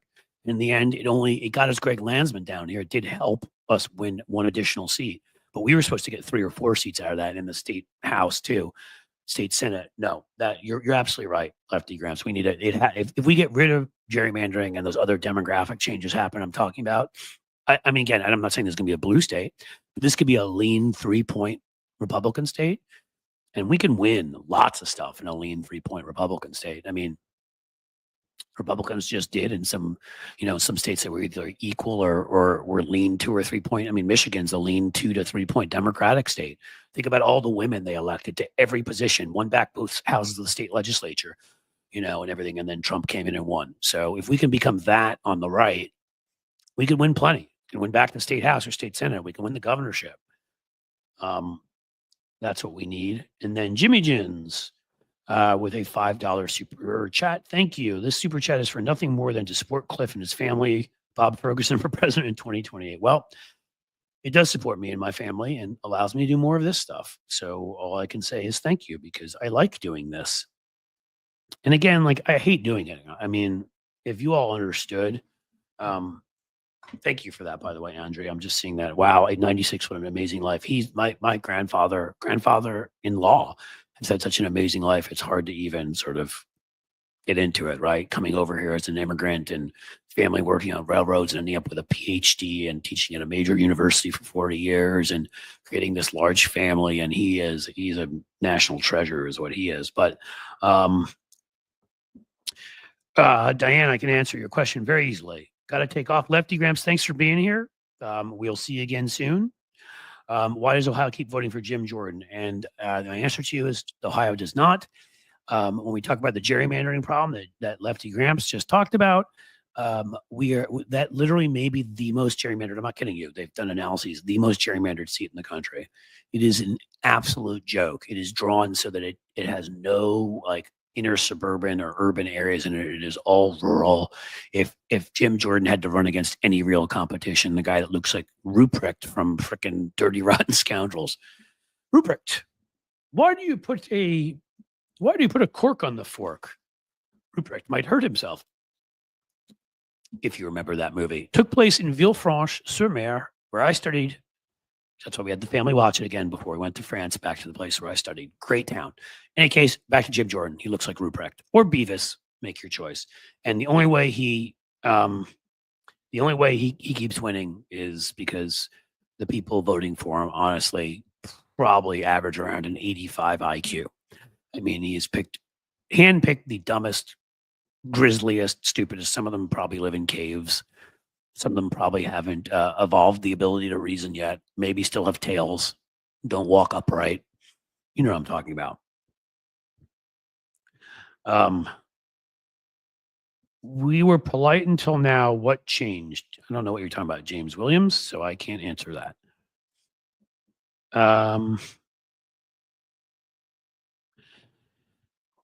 Where else are we? Wow, we've been crushing it today. I haven't looked at the time once just because it's been fun. I think those 2 rants are helpful and it gives us a lot of topics to talk about. So that's why I'll start coming in with 3 for tomorrow. And I have a guest who has tentatively said he will be here, and he is awesome.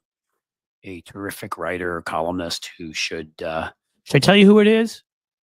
Should I tell you? The problem is if do I see Twitch? I don't see Twitch right now. I go there sometimes. Is there something cool going on Twitch, Epigirl, that I should see? In any case, should I tell you guys who's going to be here tomorrow? Will you come by? If I tell you who's here tomorrow, will you come by anyhow? In any case, he has not. You can check your email. I'll give you all kind of rant topics. Well, good. I will. I'm happy to have people share them. There will be plenty because, again, I used to do a lot more of these. I'm getting back to this. There are people that just need to be torn apart.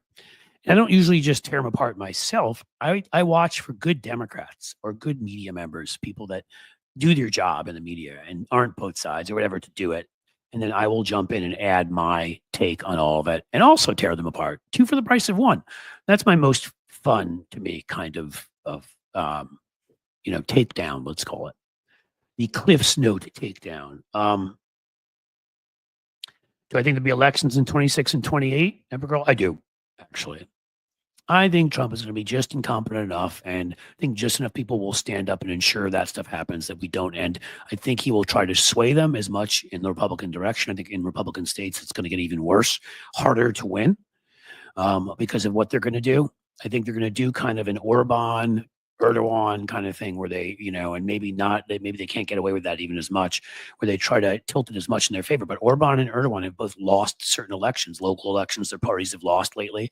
So, I mean, they are beatable, and Trump will be very. And I think by then he'll have blown everything up. Hopefully not all of us, but destroyed enough things. The economy will sadly probably not be in good shape, and he'll have offended enough groups of people that he will be unpopular yet again. So, all right. Well, I guess nobody really was interested in who I'm having on tomorrow. So I guess it'll be a surprise. Hi all. I just subscribed with this profile. Cool. Subscribe to hopefully the YouTube. Again, subscribe to YouTube. Subscribe. The only way I'm going to defeat this algorithm, it's like a war. It's a battle. You know what it is? It's a fighting war. Did you hear when Pete Hegseth said that? President Trump has told me that we must have a lethal force and a war fighting force. Is a war fighting like a talk saying force or a walk moving force? Is it what is a war? These people are so stupid. War fighting. Is that a game?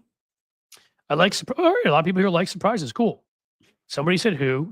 People said I like surprises. Whoever puts the most in there, he's a pretty cool person, and I'm sure you're familiar with his work. And if you're not, you will be because you have to be, because he's one of the most honest columnists out there writing about politics from a liberal perspective, always with truth, always with facts, never with both sides, always calling it like he sees it, and is able to do that, and is very, very important.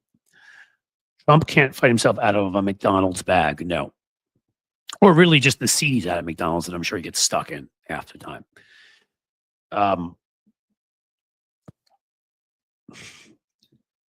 Didn't the Ohio Buckeyes win the Rose Bowl? I believe they did, yes. They had lost to Michigan earlier on, which is very difficult for my grandfather-in-law, but they did beat Texas. So, you win some and you lose some. What else you got here, guys? So I asked for names before of some of your favorite butt kickers. You gave me a few. How about this? I as I told you, I'm going to add to what we do here. I have right now a couple people. They are famous enough that some of you will know of them. They're among the rock star variety, one or two actors, and one of the more famous sportscasters.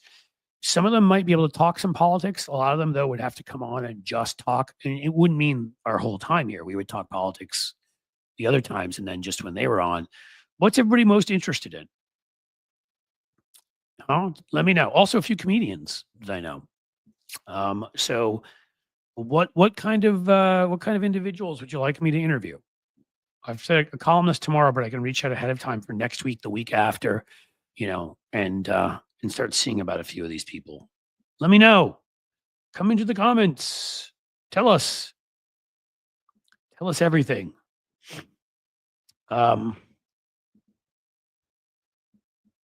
What are topics we got floating around?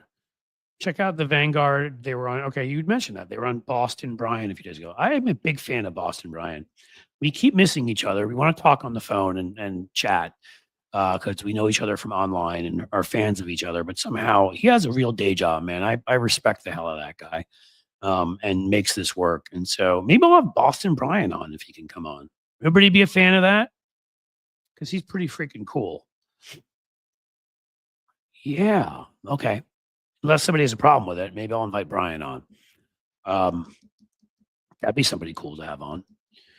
Seska needs more attention and you're hilarious together. Okay. You have to understand, Epigirl, I try to get Seska on here. Man, his thing against, and he says it out loud, so I'm not giving it away. He said it when we were together on Hal on Monday, that he's like the only one holding out against doing live and doing video. He's like, I just, it's like he started doing an audio, podcast before most people knew what the word podcast meant. He was doing like 12, 15 years because he was not old as in old. He was a radio guy. So he does a great podcast and he has a loyal fan base and whatever. He just doesn't like doing this stuff as much. And he always is editing. So I keep seeing people saying Boston Brian would be great. So I'm going to reach out to him today for next week. That'll be one of the people I reach out to, I promise. But Bob is always editing Tuesday, Wednesday, Thursday. He's like editing his videos right after. And so that makes it more challenging. His audio podcast on these days. Like he's got stuff he's doing. Michael Cohn, interesting. I don't know Michael Cohn, so I can't, I've never met. I do know Allison Gill. I could see. I don't know if Allison, I think, Allison and I respect and appreciate each other. I've been much more of a critic of Merrick Garland's. I don't know if she would hold that against me in coming on, but I'll invite her. Dana Goldberg. I know Dana a bit too. I'd love to have Dana on. I haven't talked to her in a bit, but Ojeda, yep, could have him on. Jen Kirkman. I love Jen Kirkman. Who said that? Elizabeth? I am reaching out to her actually to try to get her on. Because I think her podcast on ADHD, it's been it has been so important to me. It has helped me. I want to tell Jen that. I know Jen, then the Twitter world blew apart and people went to different places and I haven't really been in touch with her in a bit. I was once going to go on her podcast on ADHD because, I want to be helpful to people about this stuff too. But the stuff she's brought on that has been amazing. And I'd love her to come on here and talk. Maybe she talk a little bit about her past career as a comedian, career as a writer, and then the ADHD podcast, which I love. I've seen two people say John Fugelsang, and guess what? I've got some great news for you. He's already been on. If you go to either the past live streams on my YouTube channel, or you go just to my videos, you will find the full interview with John Fugelsang. And he, of course, will be on again. I was on his show last week. Last Thursday night. So John's a good friend. So John, you can be sure is coming on. Jen Kirkman, I want him badly. Sherry Jacobus, we had on. That may be even my first guest. Sherry, promise you, we'll get her on. The only two you've had so far is I can't guarantee Allison Gill just because I don't know Allison. She follows me. We've talked in the past. I don't think she holds it against me that we do disagree on Merrick Garland because John Fugelsang goes on one of her shows and disagrees with her. If she doesn't, then I will be happy to have her on. Michael Cohn's the only one you said that I literally have never said a word to in my life. I do not know Michael Cohn in the slightest. So somebody knows him and you want to hook me up. Jody Hamilton, we had her on a week ago. I'm going to separate out that interview and we're going to put that up separately. We played that a few times. I love Jody. Jody's going to be on here a number of times. T-Rex, okay. T-Rex I know quite well too. Rude and I have talked about it, actually. We literally discussed it. The problem is, as you know, if I have Rude on, I have to just accept that one's being entirely demonetized. And we're just, because he's like, yeah, I'll come on, we'll swear a lot. And I was like, all right. Allison is evolving on Garland. Interesting. All right. Well, we'll see. But Jody will be back on, I can guarantee you. Fugelsang will be back on, I can guarantee you. Seska will be back on, I can guarantee you. I will get him to agree, even if it's only 20 or 30 minutes. I'm going to make his ass come back on and tell him that you guys asked for him. Trey Crowder. I love Trey Crowder. I find him hilarious. I do not know him. So, but I do know some common people that know him. Malcolm Nance. Well, we had Malcolm on already. Malcolm's a good friend. He'll be back on too. Kimberly. If you're referring to Kimberly Johnson, I would love to have Kimberly on. Kimberly has, I understand fully, and I don't know what she said publicly and hasn't said, so I'm going to hold back. But let's just say, I think, like some of us, I was told you I was saved from being kind of in a bit of depression from when I went to France and all of that. Kimberly, the results of the election, really hit her hard the way they hit me hard. Is Nance suing the New York Times? He may be. I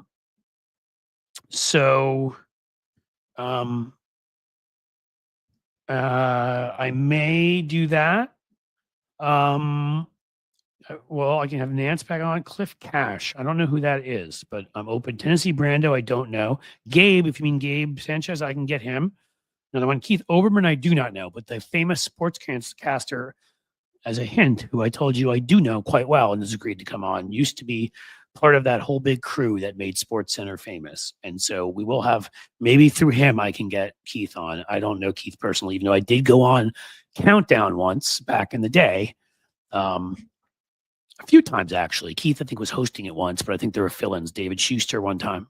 David's a good friend. He's done something that's sort of, he's at the Young Turks, but he's done like their foreign, I think I feel like it's like these stories from abroad. He separated himself from all the bad stuff, and David's a terrific guy, but maybe he can't come on here because I've said some things.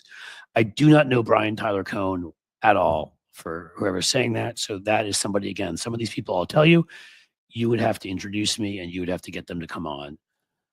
Glenn Kirshner, I know a bit. Now, I'm not close with him. We follow each other. I know him a bit. I bet I would have a shot. Same with JoJo from Jers. I do not know her very well. I know her kind of tangentially. Maybe not. I can't. That is one I cannot guarantee. Jesse Dollamore. There's a name from the past. How do I say this? I'm not really sure what happened, and I don't need to start any public stuff. I got my start in the beginning there. I used to be invited on Jesse's show and would go on. And for reasons that I don't know or understand, he just stopped inviting me on. Sam, so if I'm being honest with you, I've got nothing against Jesse Dollamore. I always thought he was a great guy. But out of nowhere, I stopped getting invitations to his show. I took that as a message that he didn't want to do stuff with me anymore, as one would. I'm not offended or insulted. A pretty well-adjusted guy, but I don't think I'm going to invite him on if he doesn't want to have me on his show. There must be a reason for it. Maybe I sneezed at the wrong time or something, or who knows. Rick Wilson. I do know Rick, and that's one we could probably make happen. He was on my podcast back in the day. I want to go to France. You are right to want to do that. One of the most amazing places ever. Stephanie Miller. Stephanie, I'm going on Stephanie for all of you on Tuesday. I'll be on at 11 to 11:30 Eastern on Tuesday. So when I'm on, I will corner her because she doesn't, I guess Stephanie's so busy. She doesn't always do other shows, but I will get her on here. I obviously know Stephanie quite well. She's a good friend. Tabitha Speaks Politics. I've seen the account. I do not know Tabitha. Frangella, I know those guys. I did, when I went to the performed at Sexy Liberal in Minneapolis, I can almost definitely get them on here. Well, I shouldn't say that. I have a good shot at getting them on here. I know them well enough to reach out. They may not want to do it, but I can try. Any of the Pod Save America guys. Do not know one of them. Do not know any of them. And they have never invited me on. And again, I'm not offended, but just don't know him. If I meet him, I'll have him on.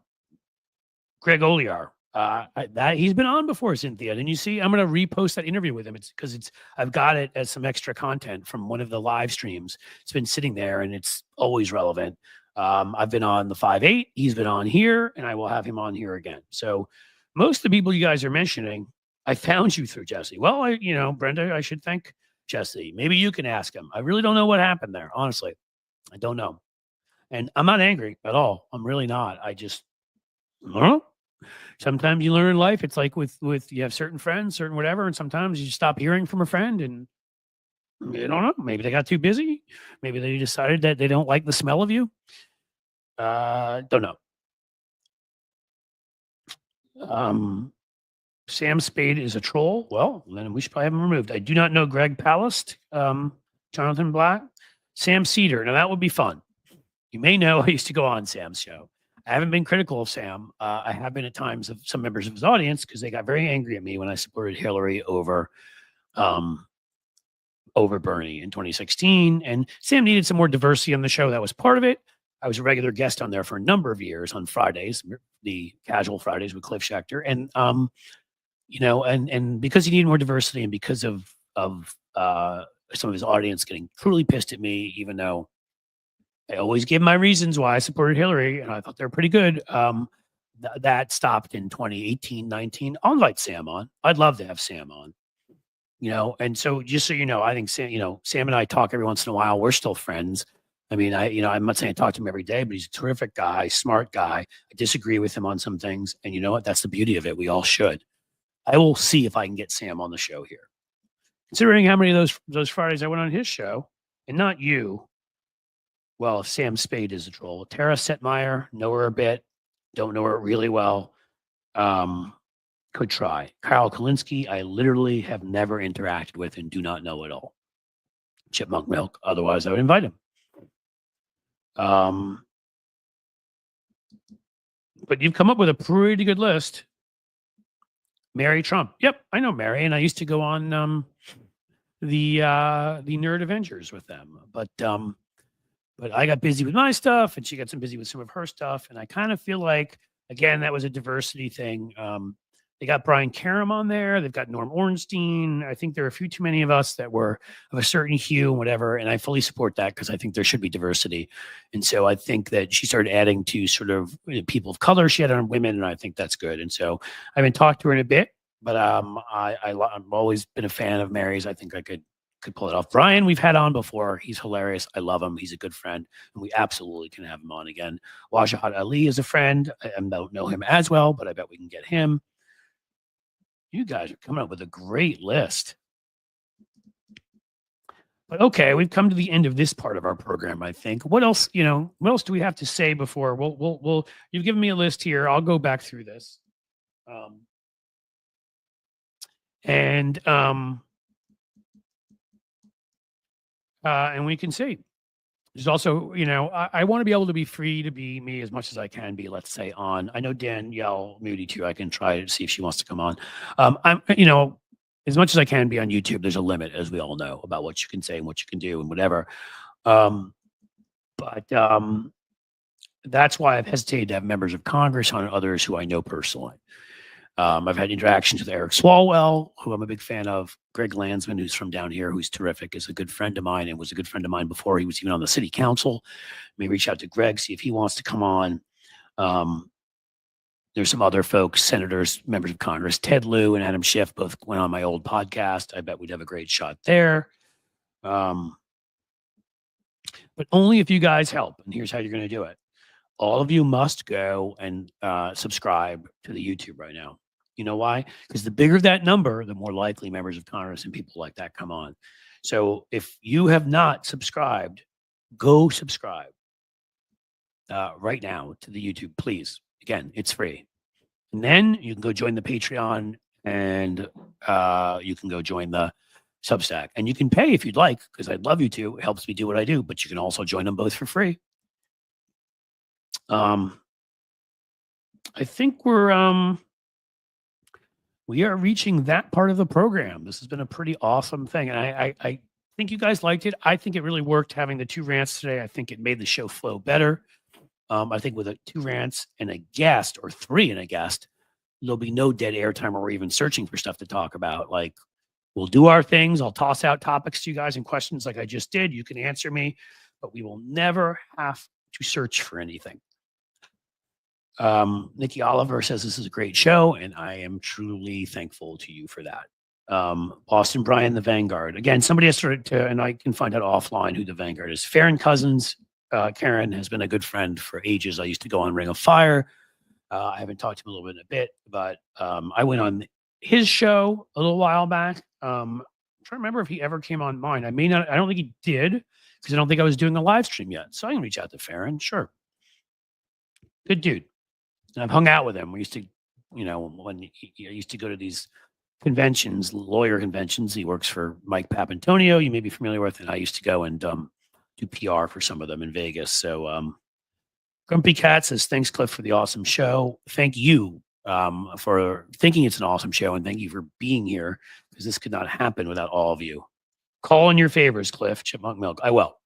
Again, I told all of you I was who I know, who I don't know. And, the thing is, we'll get to the ones I don't know eventually, because I want to have a wide variety of people. But when there's such a big list of the folks you mentioned, your Brian Karams and John Fugelsang's and Sam Cedars and whatever, some who've been on, some who haven't, and some of them may say no. Anarchy Princess, I do not know her, but I can be probably put in touch with her. I'm trying to think who else you said. Boston Brian, going to reach out to him and ask him to come on. Who else did you guys have on? Who are you saying?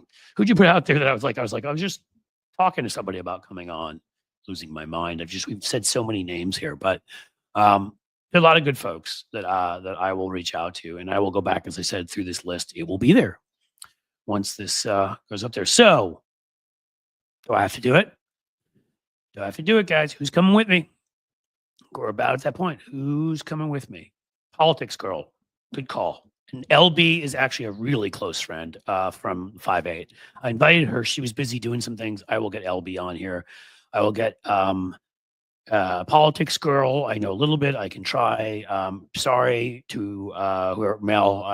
Not you, Mr. Stoner. I am never having Susan Sarandon on anything.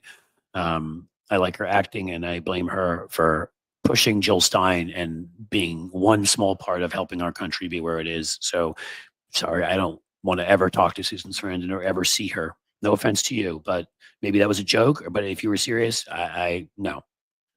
The son of the founder of Hamas. Yeah, he said some really interesting stuff. I would have him on. See you saying Lee McGowan again, of course, who is Politics girl. I will have, if she'll come on, I'll have her on. Absolutely. Again, we know each other through people. We follow each other, but so who's coming with me, guys? One. I just need one super sticker or super chat. That's it. That's all I need. Who's coming with me? Who's coming with me? And come on, let somebody new, right?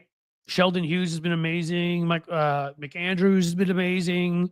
We've had some other folks who've given multiple times. How about somebody new? Something, again, 99 cents, $1.99, something like that. Just so we can leave on a high note. That's all I want here. Wayne Gawon, we will have Sherry Jacobus again. Who is coming with me, guys? Come on. You're going to make me leave empty-handed?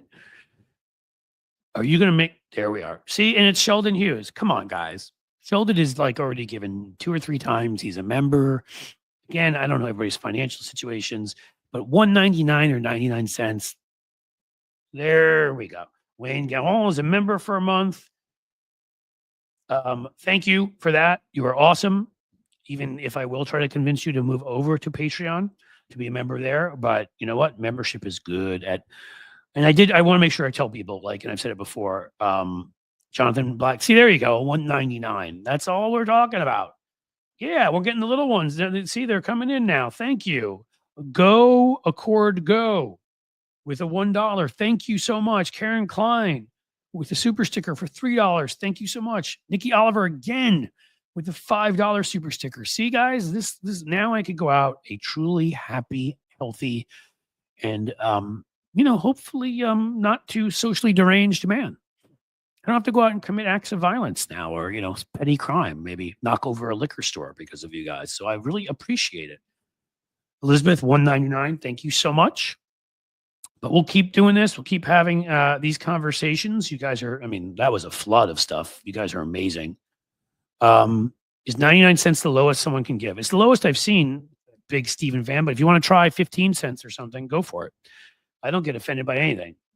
Oh my God. Now this is amazing. Wayne Gallon gifted 10 Cliff's Edge memberships. Well, so it looks like the YouTube memberships will be growing, but I did want to talk to you about that. We are going to condense that. There will be one $5.99 level, $5.99 level on there. Most people are at that or below right now. I sent a message to a couple folks on there who are at $10. We're not going to be able to do that there because, again, there's too much to manage back and forth. So if you want to be on the $10 level, the 3 or 4 folks, you know who you are, you're going to need to move over to Patreon for that.